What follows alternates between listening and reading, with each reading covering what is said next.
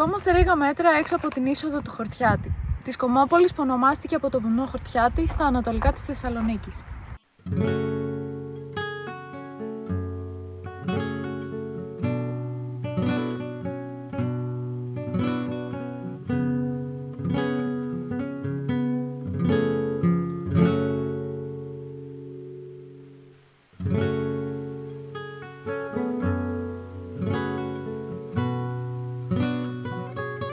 Οι Χορτιατινοί δεν λένε το ολοκαύτωμα, λένε το κάψιμο. Γιατί εκείνη τη μέρα το κάψιμο ήταν αυτό που κυριάρχησε και στους ανθρώπους και στα σπίτια.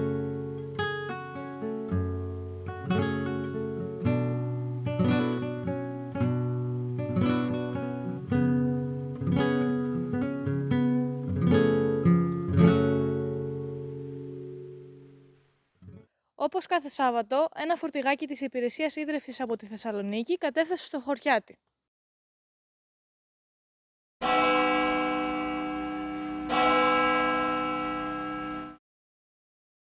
Τι πιστεύετε πως πυροδότησε τη σφαγή που έγινε στις 2 Σεπτεμβρίου και τι προηγήθηκε? Κατά πρώτον να σας καλημερίσω, να ευχαριστήσω και εγώ εκ μέρους της κοινωνίας Χορτιάτη την πολύ ωραία πρωτοβουλία που πήρατε ως ΓΕΛ Μενεμένης να κάνετε αυτή τη γιορτή και να τιμήσετε το ολοκαύτωμα του Χορτιάτη. Να πάμε λοιπόν σε 2-3 ιστορικά στοιχεία.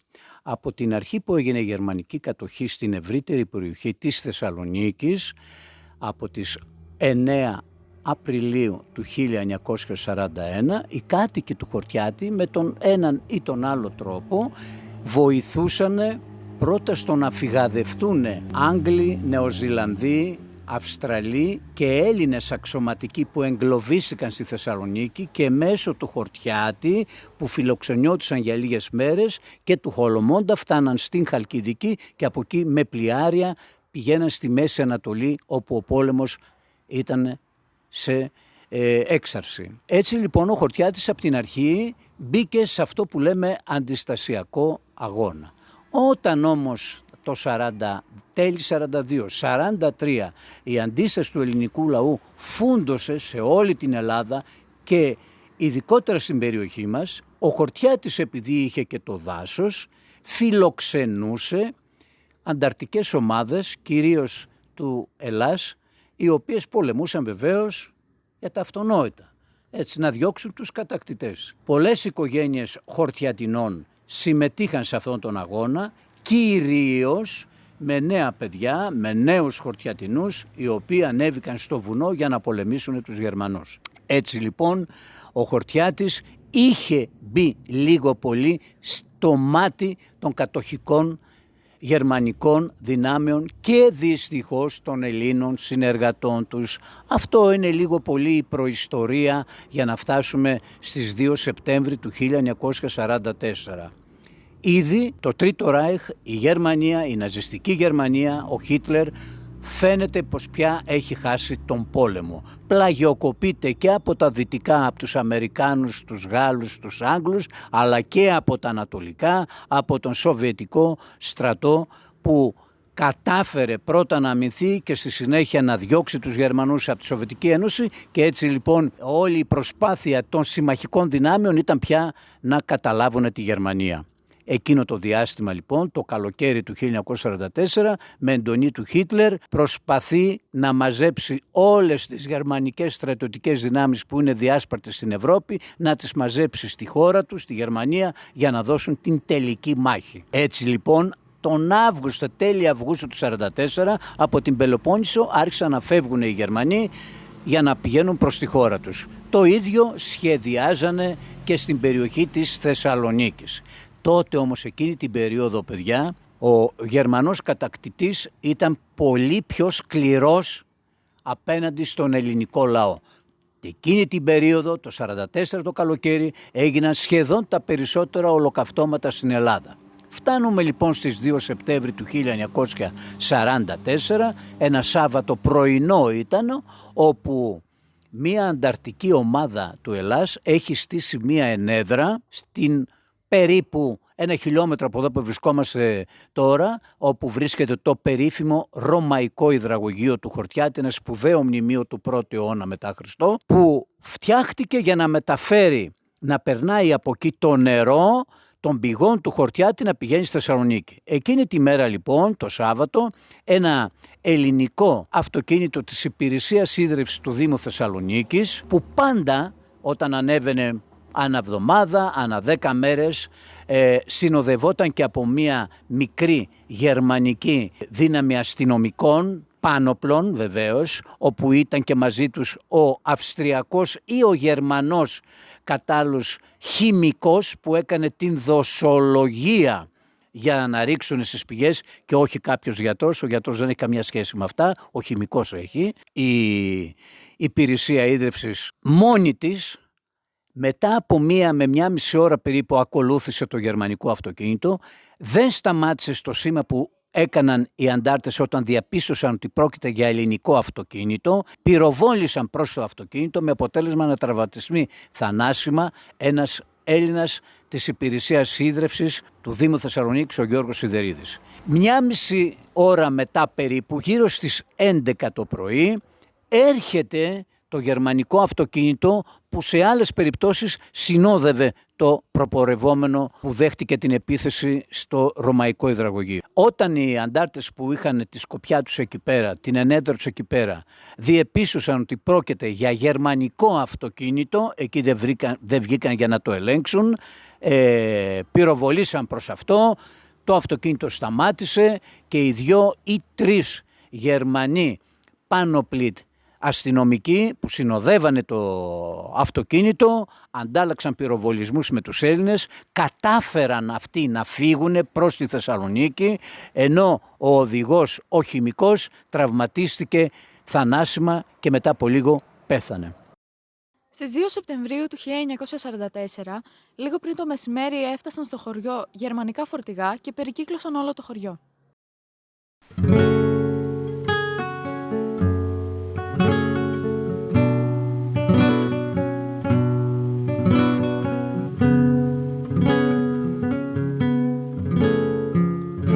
Τι συνέβη μετά στο χωριό? Αμέσως μετά τους πυροβολισμούς που ανταλλάχθηκαν με τους Γερμανούς, περίπου 1 χιλιόμετρο, οι πυροβολισμοί ακούστηκαν στο χωριό. Οπότε το χωριό αναστατώθηκε. Πρέπει να πούμε ότι ο Χορτιάτης ήταν ένα μεγάλο χωριό με 2.500 κατοίκους περίπου. Το πρωί όμως είχαν φύγει οι περισσότεροι άνδρες για να πάνε στις αγροτικές και κτηνοτροφικές τους εργασίες. Έτσι λοιπόν στο χωριό έμειναν κυρίως τα γυναικόπαιδα. Όταν λοιπόν έγινε το επεισόδιο αυτό και αναστατώθηκε το χωριό, άρχισαν να διερωτούνται και να σκέφτονται τι πρέπει να κάνουν. Η πλειοψηφία των κατοίκων του Χορτιάτη, τα γυναικόπαιδα κυρίως, αποφάσισαν και πολύ σωστά έπραξαν και έφυγαν προς το βουνό, γιατί εκεί ξέρουν ότι υπήρχε η ασφάλεια στην περίπτωση που θα ερχόταν Γερμανοί στο Χορτιάτη. Αργά το μεσημέρι, κατά τις 2 με 3 δεκάδες γερμανικά στρατιωτικά αυτοκίνητα με πάνωπλους Γερμανούς της Wehrmacht, του τακτικού γερμανικού στρατού, και με 80 Έλληνες συνεργάτες των Γερμανών, τους διαβόητους Σουμπερίτες, που αρχηγός τους ήταν ο Φριτ Σούμπερτ, ένας Γερμανός αξιωματικός, σκληρός ναζιστής, ήρθαν λοιπόν προς το χωριό, το περικυκλώνουνε και όσους κατοίκους βρήκανε στα σπίτια ή στο δρόμο τους μαζέψανε σε 2 συγκεντρώσεις. Η μία έγινε στο ιστορικό κέντρο του Χορτιάτη, 200 μέτρα πιο πάνω περίπου, 50 γυναικόπαιδα τα μαζέψαν εκεί, και λίγο πιο κάτω που ήταν το σπίτι του Προέδρου της κοινότητας και η εξοχική του ταβέρνα με το όνομα η Κηφισιά. Ο Χορτιάτης ήταν ένα σπουδαίο τουριστικό θέατρο από τις αρχές του 20ου αιώνα και έτσι λοιπόν είχε τις ανάγκες να έχει ένα τέτοιο μαγαζί. Ήταν λοιπόν το μαγαζί αυτού του Προέδρου. Στην αυλή εκεί συγκεντρώθηκαν περίπου 80 γυναικόπαιδα.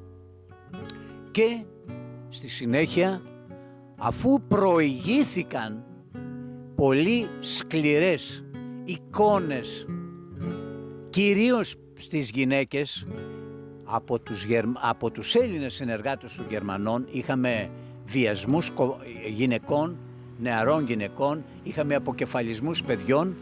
Τότε λοιπόν, αφού ολοκληρώθηκε πρώτα όλη αυτή η αιμοσταγή τους και η διαστροφική τους συμπεριφορά, βάλαν φωτιά τα σπίτια του χωριού και στη συνέχεια οδήγησαν την ομάδα που ήταν στην αυλή της ταβέρνας του εξοχικού κέντρου του Προέδρου, τον οδήγησαν λίγο πιο πέρα, 50 μέτρα, που ήταν ο φούρνος του χωριού, και αφού τους βάλανε μέσα με μια εμπριστική σκόνη τους κάψαναν.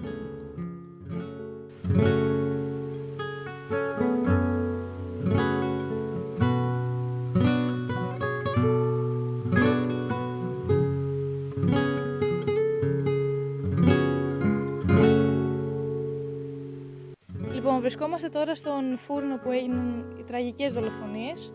Θα θέλαμε να μας πείτε κάποια πράγματα σχετικά με το τι συνέβη εδώ πέρα, πώς, πότε. Όπως σας είπα προηγουμένως, την ομάδα των 80 περίπου γυναικόπαιδων κυρίως που μαζέψανε στο σπίτι του Προέδρου, μαζί με τον Πρόεδρο και την οικογένειά του μπροστά, τους οδήγησαν εδώ, που ήταν ένα διόροφο κτίσμα, ο φούρνος του Χορτιάτη, που έκανε το ψωμί για τους κατοίκους του Χορτιάτη. Τους βάλανε μέσα και στους δύο χώρους, όσους και όσες δεν χωρούσανε, τους εκτέλεσαν στην αυλή, δημιουργήθηκε μια στίβα με πτώματα και τους άλλους ρίξαν μια εμπριστική σκόνη, πυροβολισμούς, βάλανε φωτιά, με αποτέλεσμα τα 70 περίπου γυναικόπαιδα να καούν, γιατί μέσα από τον φούρνο αυτόν γλίτωσαν 8 μικρά παιδιά από 2 χρονών μέχρι 13-14 χρονών και μία γυναίκα 40χρονη, η Μαρίκα Αγγελινούδη. Πώς σώθηκαν? Να, στην πράξη αυτά είναι τα θαύματα. Σώθηκαν λοιπόν μέσα εκεί. Από τα 70 γυναικόπαιδα που κάηκαν ζωντανά, θα δείτε τώρα μία φωτογραφία που είναι όλη η οικογένεια του Στέφανου Γκουραμάνη, που ήταν ο ιδιοκτήτης του φούρνου. Είναι η γυναίκα του, η μεγάλη του κόρη και τα 3 μικρότερά του κορίτσια, κάηκαν ζωντανά εκείνη τη μέρα μέσα στον φούρνο τον δικό τους. Αυτά συνέβησαν μέσα στο χώρο αυτό. Έχουμε μία μαρτυρία μιας γυναίκας, της Μαρίκας Αγγελινούδη που είπα προηγουμένως, που γλίτωσε. Έχει βγει έξω, έχει πέσει πάνω στα πτώματα των νεκρών, κάνει και αυτή την πεθαμένη, όπως έκανε και η Ελένη Ανακούδη θιά μου, 11χρονο κοριτσάκι που σώθηκε και αυτή μέσα από το φούρνο, ενώ η μάνα της και η μεγάλη της αδερφή πεθάνανε μέσα, καήκανε μέσα. Πέφτει λοιπόν εκεί και σε κάποια στιγμή, ενώ είναι πεσμένη και κάνει και η ίδια την πεθαμένη, ακούει φωνές και βλέπει θολά να σέρνουνε τον παπά του χωριού και να τον λένε «Από πού είσαι τραγόπαπα, κομμουνιστής είσαι κι εσύ?» Αυτό το λέγανε οι Έλληνες συνεργάτες των Γερμανών. Τον οδήγησαν με τις 2 κόρες του στον φούρνο που ήδη καιγότανε και κάηκε και ο ίδιος με τις κόρες του ζωντανός. Υπάρχει η μαρτυρία ότι πρώτα είδε τον βιασμό των 2 θυγατέρων του από τους Έλληνες συνεργάτες των Γερμανών. Αυτά συνέβησαν εδώ στο φούρνο Γκουραμάνη.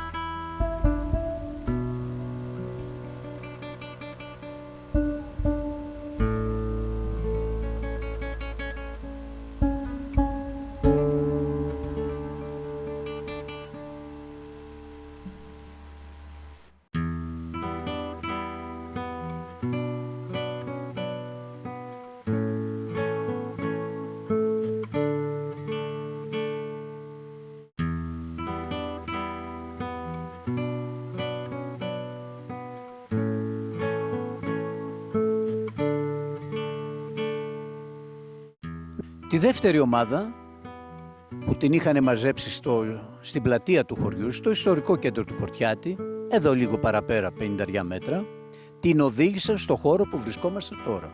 Εδώ ήταν το σπίτι της οικογένειας Νταμπούδη, το βρήκαν ως το κατάλληλο για να στιβάξουν κυριολεκτικά 50 περίπου γυναικόπαιδα. Πάλι το ίδιο που κάνανε στο φούρνο, εμπριστική σκόνη, πυροβολισμούς και φωτιά. Από την οικία Νταμπούδη δεν γλίτωσε κανένας και καμία. Ανάμεσά τους ήτανε και η γιαγιά μου, η Αναστασία Νανακούδη, η μάνα του πατέρα μου, 49 χρονών, που δεν θέλησε να ακολουθήσει τη γειτονιά να φύγει στο βουνό. Γιατί είχε πει στη γειτονιά, περιμένω να έρθουν τα παιδιά μου και να φύγουμε μαζί. Τα παιδιά της ήταν ο πατέρας μου και ο αδερφός του Γιώργος, που είχαν κατέβει στη Θεσσαλονίκη για να πουλήσουν ξύλα. Όταν όμως ο πατέρας μου και ο θειός μου φτάσαν σε ένα ύψωμα ερχόμενοι από τη Θεσσαλονίκη στο Χορτιάτι και είδανε γερμανικά δεκάδες αυτοκίνητα να έρχονται εδώ, υποψιάστηκαν ότι κάτι κακό συμβαίνει και έτσι φύγαν κατευθείαν στο βουνό.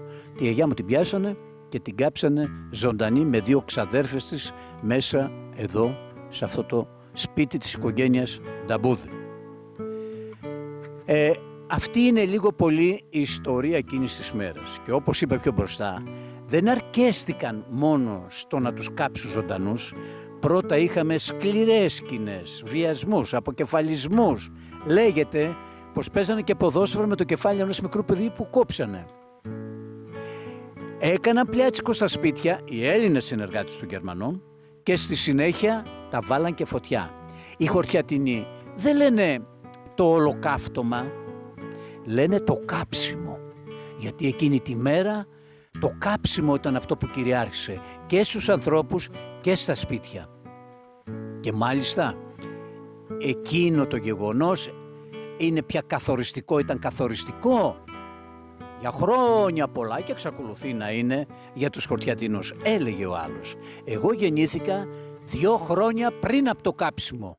Εγώ παντρεύτηκα 1 χρόνο μετά το κάψιμο. Και επειδή αναφέρθηκα σε γάμους, πρέπει να πω ότι μετά το ολοκαύτωμα και μετά τις 30 Οκτώβρη που ξεκουμπίστηκαν και κάτω από το χτύπημα της αντίστασης αλλά και από την ήττα που το Τρίτο Ράιχ δεχόταν τότε και έφυγαν από τη Θεσσαλονίκη και απελευθερώθηκε όσο απελευθερώθηκε η Ελλάδα, το μαύρο ήταν αυτό που κυριαρχούσε στο χωριό.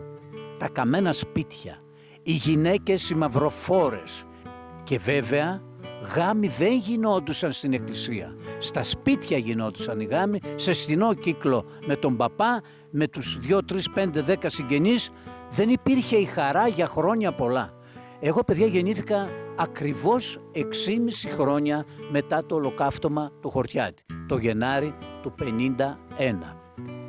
Μέχρι τα τότε και για χρόνια ακόμα τα μαύρα κυριαρχούσαν στις γυναίκες. Είτε είχαν θύματα είτε δεν είχαν θύματα άμεσα της οικογένειάς τους. Ήταν ολονών των οικογενειών τα 149 γυναικόπαιδα που εκείνη τη μέρα ξεκληρίστηκαν.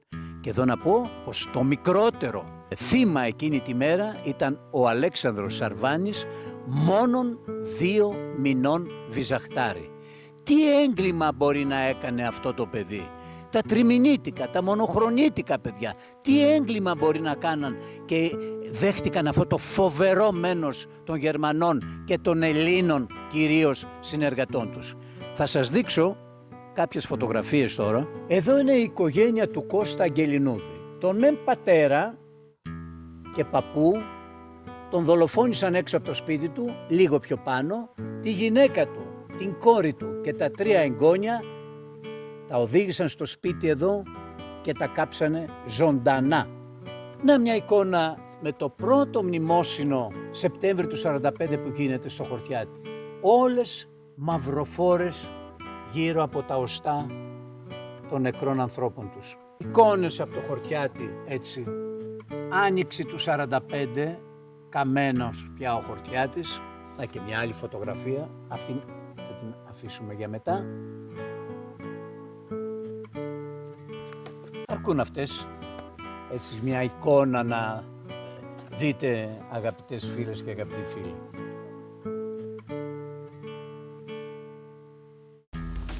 Αυτή την ημέρα, στις 2 Σεπτεμβρίου, κάθε χρόνο είναι όλα μπροστά μου. Τα βλέπω όλα. Αυτό το μέρος εδώ που πατάμε τώρα, ήταν μόνο μυαλά και αίματα. Είδε τους φωνευτέντες πατριώτες, τους είχαν ερωτικισμένους όλους εδώ. Οι οποίοι πολλοί φαινόταν. Γνώρισα πάρα πολλούς. Τελικά τι απέγιναν όλοι αυτοί οι υπεύθυνοι? Τελικά τι απέγιναν όλοι αυτοί οι υπεύθυνοι? Πράγματι, όπως είπαμε, 30 Οκτώβρη φεύγουν η Γερμανία από τη Θεσσαλονίκη, απελευθερώνεται κυρίως από τις δυνάμεις του Ελλάς η Θεσσαλονίκη. Λίγες μέρες μετά, στην Καλαμαριά, πιάνουν 2 από τους Έλληνες συνεργάτες των Γερμανών, τον Ξανθόπουλο και τον Κιζερίδη, τους οδήγησαν στο Χορτιάτι και τους κρεμάσανε στον πλάτανο του χωριού. Το επίσημο κράτος, ήδη έχουμε μπει σχεδόν στον ελληνικό εμφύλιο, μια άλλη μαύρη ιστορία της Ελλάδας, έκανε κάποιες δίκες για όλους αυτούς οι οποίοι ματοκύλησαν όχι μόνο το Χορτιάτι, αλλά δεκάδες μέρη της Ελλάδας, και με εξαίρεση 2 από όλους αυτούς, τον απόστρατο συνταγματάρχη του ελληνικού στρατού Γεώργιο Πούλο, που έδρασε δολοφονικά στην περιοχή Γιαννιτσών και καταδικάστηκε σε θάνατο και εκτελέστηκε, και στον Φριτς Σούμπερτ, αυτόν που σας ανέφερα πιο μπροστά, που ήταν Γερμανός αξιωματικός επιλογίας του γερμανικού στρατού, σκληρός ναζιστής, καταδικάστηκε πρώτα στην Αθήνα από το Δικαστήριο Δοσυλλόγων και στη συνέχεια το καλοκαίρι του 47 στη Θεσσαλονίκη 27 φορές σε θάνατο και εκτελέστηκε στις 22 Οκτωβρίου του 1947. Η χαριστική βολή στον Φριτς Σούμπερτ πίσω από το Γεντίκουλε, όπου εκτελούσανε τότε όσους καταδικαζόντουσαν σε θάνατο. Είναι μια ιστορική φωτογραφία. Οι άλλοι Έλληνες συνεργάτες των Γερμανών, οι περισσότεροι είχαν μικρές ποινές από τα δικαστήρια των δοσυλλόγων, όχι μόνο στη Θεσσαλονίκη αλλά και στην Αθήνα και στην Κρήτη κλπ. Και στην ουσία αφέθηκαν ελεύθεροι.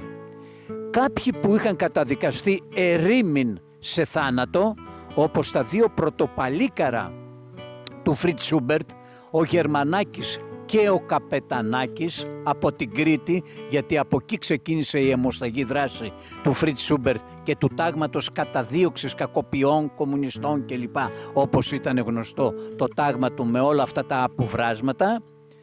Αυτοί καταδικάστηκαν μέσα σε θάνατο, αλλά ο μεν ένας συνελήφθηκε στην Ιταλία και αυτοκτόνησε μέσα στις φυλακές, ενώ ο άλλος, ο Γερμανάκης, χάθηκαν τα ίχνη του. Κανείς δεν ξέρει τίποτα.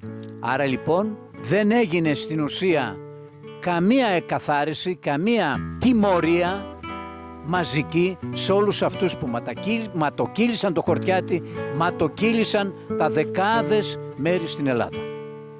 Αυτή είναι η ιστορία, δυστυχώς.